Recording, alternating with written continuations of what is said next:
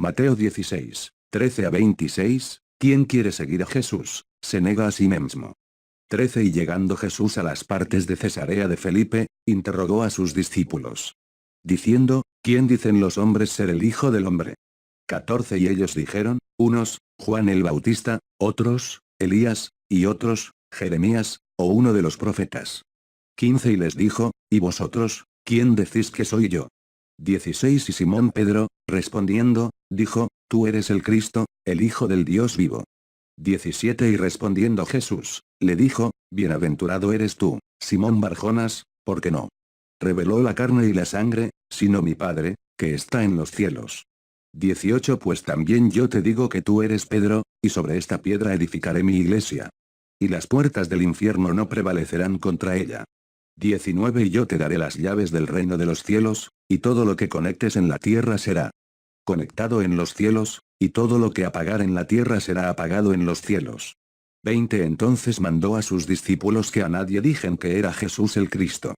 21 Desde entonces comenzó Jesús a mostrar a sus discípulos que conviene ir a Jerusalén, y padecer muchas cosas de los ancianos, y de los principales de los sacerdotes, de los escribas, y ser muerto, y resucitar al tercer día. 22 Y Pedro, tomando de parte, comenzó a reprenderlo, diciendo, Señor, ten compasión de ti, de ninguna manera te sucederá eso. 23 Pero él, volviéndose, le dijo a Pedro, detrás de mí, Satanás, que me sirve de escándalo, porque no comprendes las cosas que son de Dios, sino solo las que son de los hombres. Mateo 16, 13 a 26. Queridos hermanos en Cristo, es con mucha alegría que estamos estudiando la palabra de Dios, junto con ustedes, en presencia del Creador del cielo y de la tierra, en presencia del Señor Jesucristo, y en la presencia del Espíritu Santo.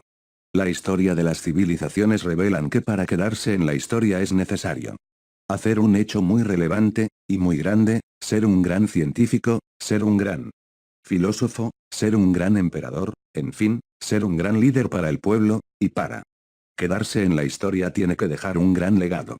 Y las historias de las civilizaciones nos muestran que el anhelo del pueblo es ser liderado siempre por alguien que es grande, que es fuerte, que es poderoso.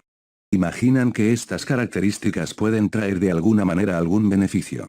La historia del pueblo de Israel muestra que en su trayectoria tuvieron muchos altos y bajos, tuvieron buenos líderes, pero también tuvieron malos líderes, tuvieron épocas de gloria, pero tuvieron épocas de esclavitud. Pero en la época de Cristo, si fuesen a contabilizar la historia, llegarían fácil a la conclusión que hubo mucho más fracaso que victoria.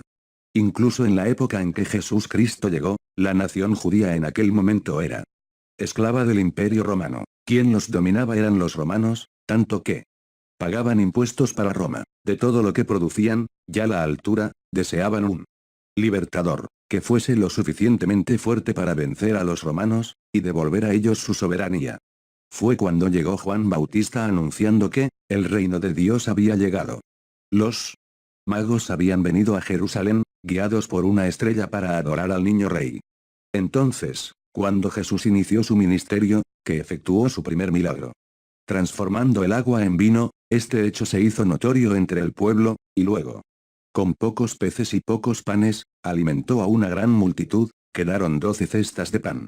Además, todos los que llegaban con problemas graves de salud, eran restaurados.